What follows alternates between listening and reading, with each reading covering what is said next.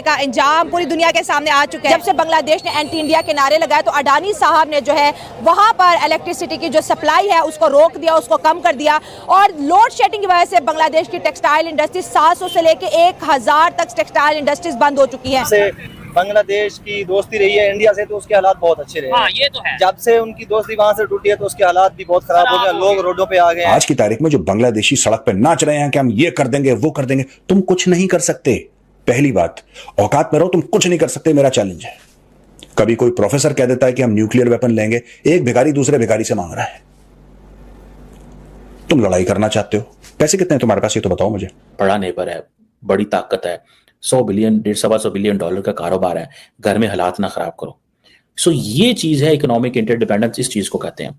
अगर ये आप इकोनॉमिक इंटरडिपेंडेंस के ऊपर फोकस कर लेना जनाब, ठीक है, तो आज बात कभी खराब ना होती।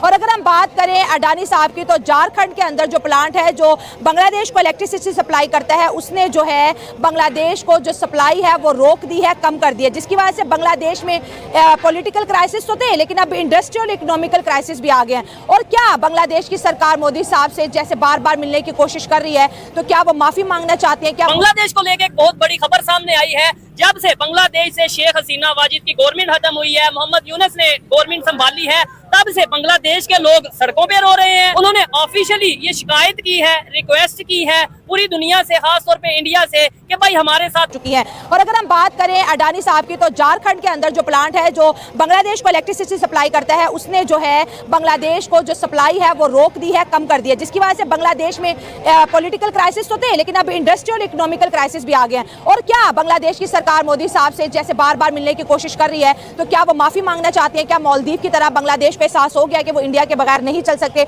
और जिस तरह से नारे लगाए जा रहे हैं ऐसे लग रहा है बहुत जल्द मोहम्मद यूनुस को यहाँ से जाना पड़ेगा, क्योंकि हमने देखे हैं जब भी कोई कंट्री या हमसाया मुल्क इंडिया के इर्द गिर्द जो इंडिया के खिलाफ होता है कुछ ही टाइम के बाद ऐसा रजीम चेंज होता है कि वो गवर्नमेंट को वहां से जाना पड़ता है और ऐसी गवर्नमेंट बनाई जाती है जो इंडिया के फेवर में हो सकता है। ये रॉ की भी साजिश हो सकती है। सवाम की तरफ बढ़ते हैं और जानते हैं उनकी राय। अब इंडिया जो है वो मजीद उनको तंग करेगा और ये जो अभी शेख यूनुस साहब हैं, हाँ। इनको मजीद इनका जो तख्ता इक़्तिदार से इनको पलटा देंगे, हाँ, मजीद ये उसको लेके आएंगे, हाँ। जो इनके मफाद के लिए बेहतर होगा। मतलब इंडिया ऐसा करेगा कि बांग्लादेश के अंदर ऑटोमेटिकली वो गवर्नमेंट आ जाएगी जो इंडिया को सपोर्ट करेगी।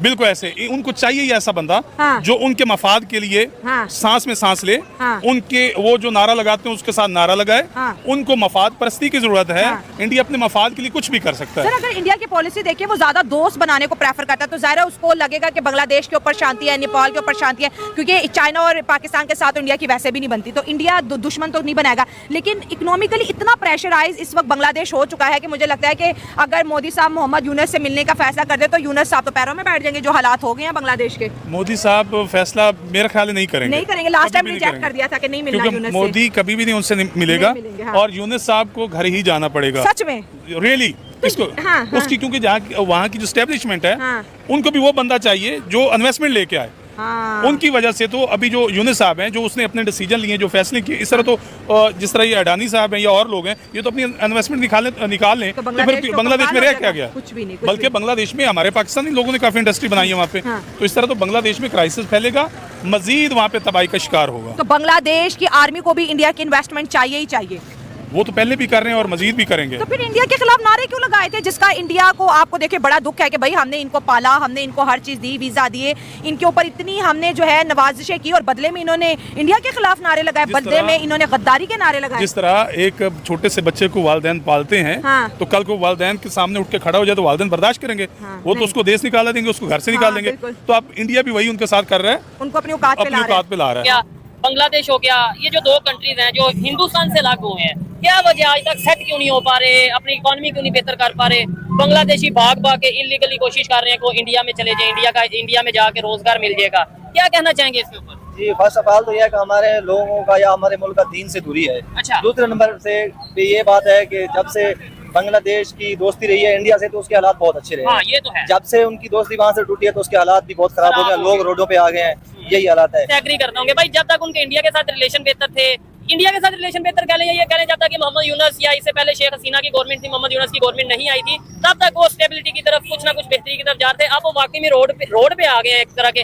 क्या वजह समझते हैं? बांग्लादेशी कोशिश कर रहे हैं भाग के हम इंडिया में चले जाएं, तो अलग होने का क्या मकसद था अगर आज भी यही सिचुएशन है? इसके बारे में तो मुझे नहीं पता, लेकिन इतना जरूर जानता हूँ कि जिस तरह भाई ने गुफ्तगू अच्छी की है। अच्छा, कि हमारे जो हुक्मरान है, ठीक है, मैं हुक्मरान के बारे में कुछ नहीं कर सकता जितनी देर तक पब्लिक अपने आप को सेट ना करेगी। ठीक है, मैं गलत तो नहीं कह रहा। नहीं ठीक कह रहे हैं। पब्लिक जो है वो ही अगर निजाम को चलाने वाले, अगर हुक्मरान अगर गलत है तो उन्हें गलत कहें, ठीक है, सपोर्ट क्यों कर रहे हैं? बिल्कुल ऐसे ही है। क्योंकि इमरान खान के साथ भी वही है, ठीक है, उनके साथ भी वही है, ठीक है। तो मैं तो नहीं इस चीज को समझता कि यार कम से कम अगर हुक्मरान भी गलत है तो अवाम को भी सेट रखना चाहिए। अच्छा, आप भाईजान क्या कहना चाहेंगे? आपने ये जो बात की मैं एग्री करता हूँ, आप में से कोई बात करेगा जी?